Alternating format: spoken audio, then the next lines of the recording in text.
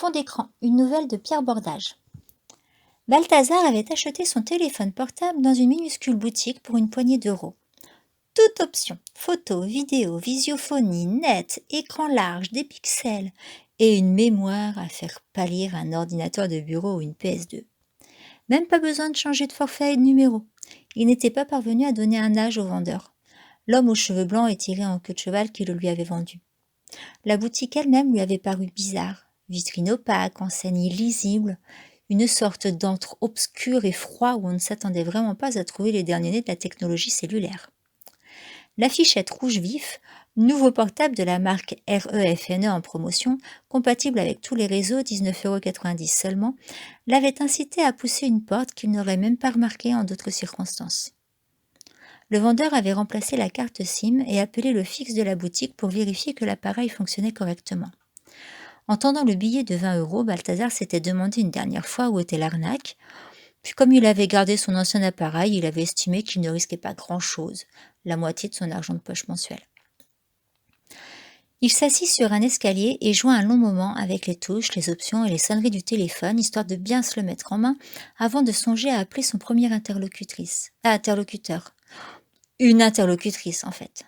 Tania, la fille qu'il draguait depuis 2 mois et qui jusqu'alors avait toujours refusé de sortir avec lui. Peut-être qu'elle le regarderait d'un autre œil avec son jouet flambant neuf.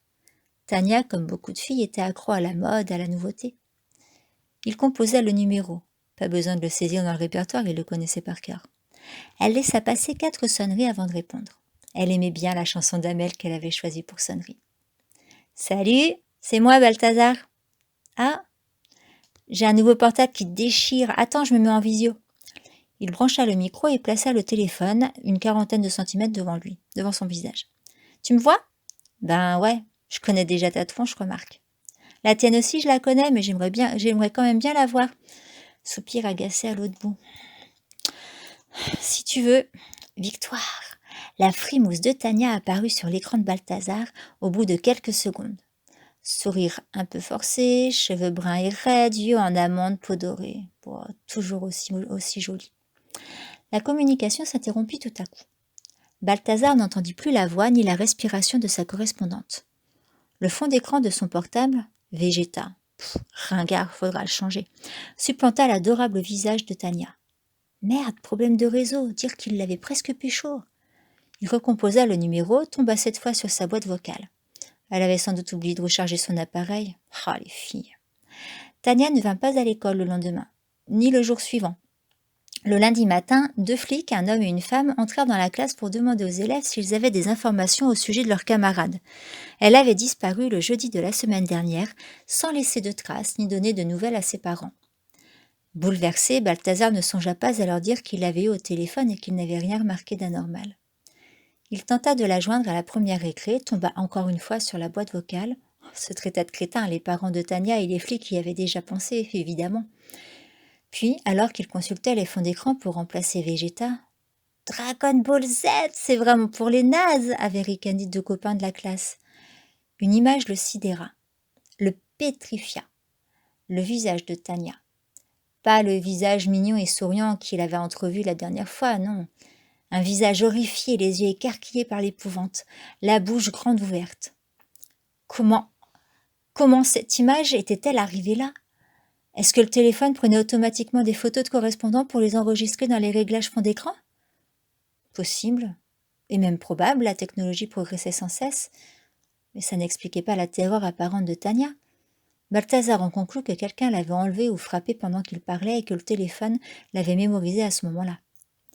Il hésita à prévenir les flics. D'abord, il n'était pas certain que ces révélations feraient avancer l'enquête. Ensuite, les flics lui flanquaient une trousse de tous les diables avec leurs regards laser et leurs questions en rafale, de vraies mitraillettes.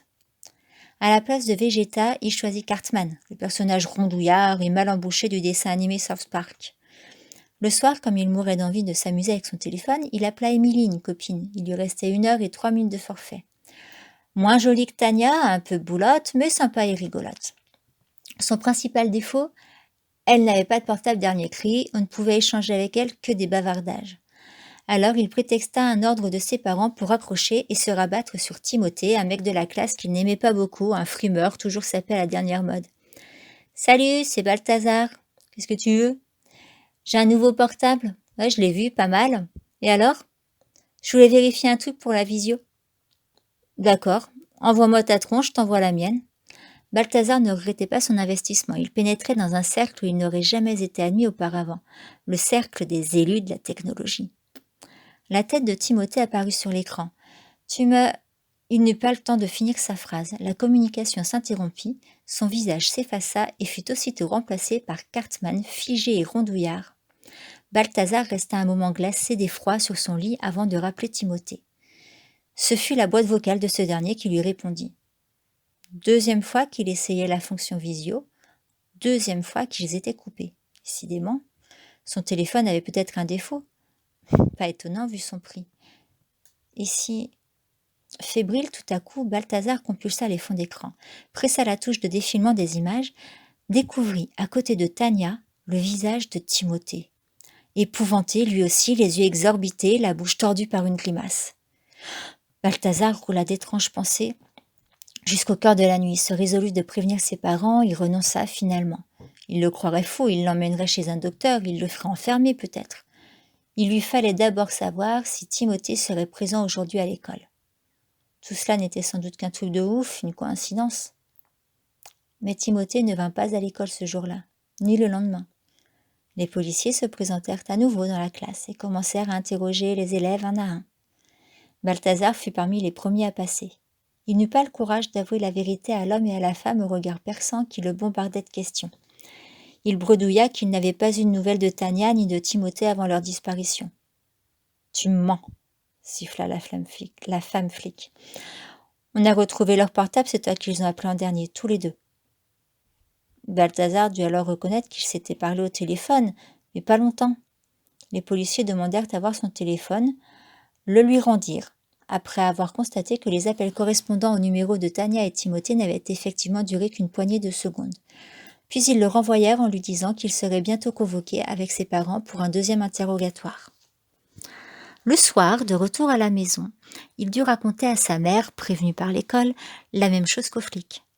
Elle ouvrit des yeux si terrifiés qu'il se dépêcha de changer de sujet. Il lui confia qu'il avait acheté un nouveau portable avec son argent de poche. Elle haussa les épaules. « C'est ton argent, tu fais ce que tu veux avec. On va demain matin au commissariat, tu ne sors pas de la maison en attendant, compris ? Essaie de te souvenir exactement de ce que vous êtes raconté, Tania, Timothée et toi. » Une fois dans sa chambre, Balthazar s'allongea sur son lit. Il refusa d'abord de sortir son portable de la poche de son blouson. Il commençait à en avoir peur. Puis la curiosité l'emporta. Une enveloppe jaune clignotait sur l'écran. Inquiet, Balthazar pressa la touche de validation, atterrit dans les messages reçus. Expéditeur 06 666 666. Un numéro spécial de la pub sans doute. Bonjour, urgent, veuillez appuyer sur la touche OK. Encore un de ces jeux débiles dont les publicistes saturaient les messageries et les boîtes électroniques. Balthazar poussa un soupir, obtempéra, arriva dans une rubrique intitulée « Mémoire cachée ». Une banque d'images. Elle ne contenait que des visages, jeunes pour la plupart. Des centaines. Tous exprimaient une peur atroce, indicible, comme surpris au moment de leur mort. Oppressé, Balthazar visionna les images jusqu'à ce qu'il découvre les visages de Tania et de Timothée. Il vérifia fébrilement les fonds d'écran, constata que Tania et Timothée ne s'y trouvaient plus, roula dans une profonde vague de panique. L'enveloppe jaune qui clignotait à nouveau sur l'écran attira son attention. Expéditeur 06 666 666. Bonjour, vous avez été enregistré et placé dans la mémoire temporaire. Vous n'avez pas besoin de recharger cet appareil. Si vous l'abandonnez, le jetez ou tentez de le détruire, si vous essayez de retirer la carte SIM, vous rejoindrez immédiatement les autres dans la mémoire cachée. Ça veut dire qu'ils sont prisonniers ? S'écria Balthazar. Morts ? Que je serai comme eux ? Les larmes lui vinrent aux yeux. Et vous y demeurerez jusqu'à la fin des temps. L'entreprise REFNE vous remercie de votre collaboration. Balthazar jeta le téléphone au pied de son lit, comme il se serait débarrassé d'un serpent venimeux. L'appareil rebondit plusieurs fois sur le matelas avant d'atterrir doucement entre le bois et la couette. Il se mit à sonner ce n'était pas la sonnerie sélectionnée par Balthazar, mais un rire horrible.